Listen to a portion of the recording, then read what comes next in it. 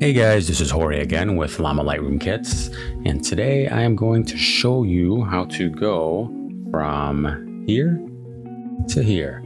That's a little before after for you, and just a couple of quick easy steps. This edit literally takes probably about a minute, 2 minutes tops.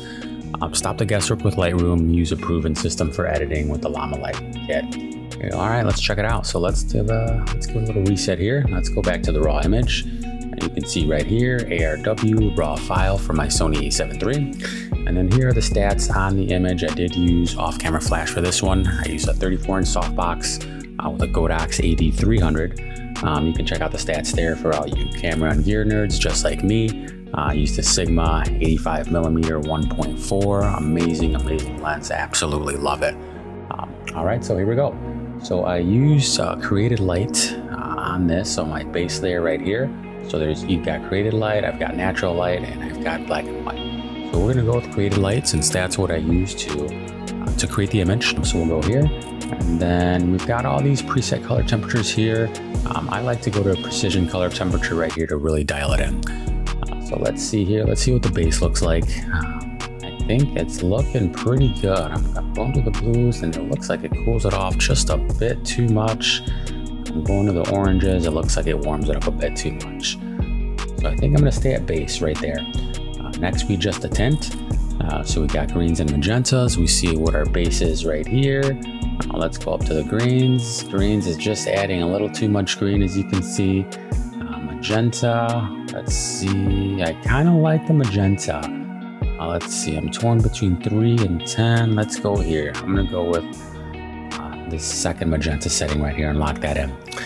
All right, exposure setting. Let's see what we've got here. Well, I definitely don't want to go darker. It's a little bit too dark. Okay, and this is starting to get a little bit too bright. I do like it a little bit brighter right there. So I'm gonna lock in exposure 1 right there. All right, let's check out the highlights. Let's see here, this is base. That's getting a little bit too bright. That one is kind of taking out a little bit too much. So I think I'm gonna pop the highlights. I'm just gonna bump them up just a little bit. All right, let's see where we are with the shadows. Right, this brightens up the shadows right here, and this darkens up the shadows down here.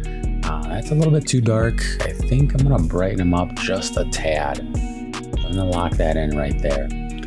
All right, so for sharpness, let's see, I always just default to sharpness 1.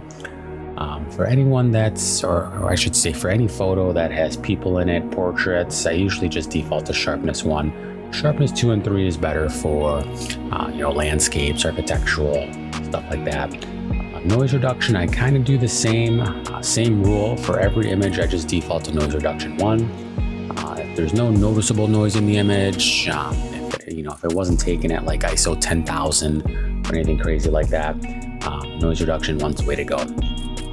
And then we'll pick here from the editing toolbox. I always add remove purple fringing, just for that unexpected chromatic aberration, purple fringing, that happens on, a lot of images. That'll just remove it right there for you. Optimize lens, let's see what that does. Is it just gives you an automatic setting based on your lens distortion and vignetting. Let's see, it depends on the look. For this one, I think I'm gonna keep it off. We'll click that there. Let's see, vignette. On some of my images, I like to do a tasteful vignette. I'd actually probably say on most of my images, I like to do that. This one, as you can see, it does kind of bring the subject out a little bit more. So I'm gonna add it to this image right here. Let's see, enhance color. Enhance color is something that I typically love to use on 90% of my images. You can see it just adds like a richness to the image. So this is it off and this is it on. So let's lock that in, enhance color. Film grain, we can skip over that. I usually just add that to my black and white images. Then we've got the AI toolbox here. So we got 2 sky enhancers, a subject enhancer, background, and a headshot. Let's see, the only one that would really apply to this image would be the subject enhancer. So let's see what that does.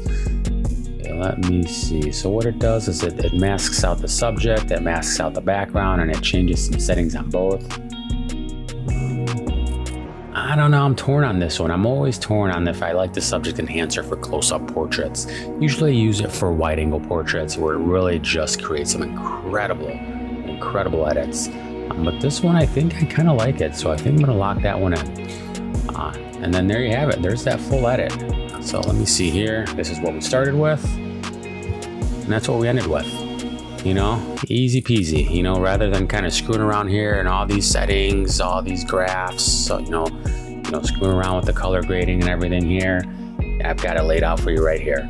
You know, boom, 1 through 9, or actually, I should say 1 through 10 now with the AI toolbox. And look at that, before, after. And the best part is what you can do is you can, if you're going through and you're editing a bunch of photos with the same lighting conditions, you can just go right here, copy, go to your next photo and paste them. And then you can just run right through your entire portrait session faster than you ever have before.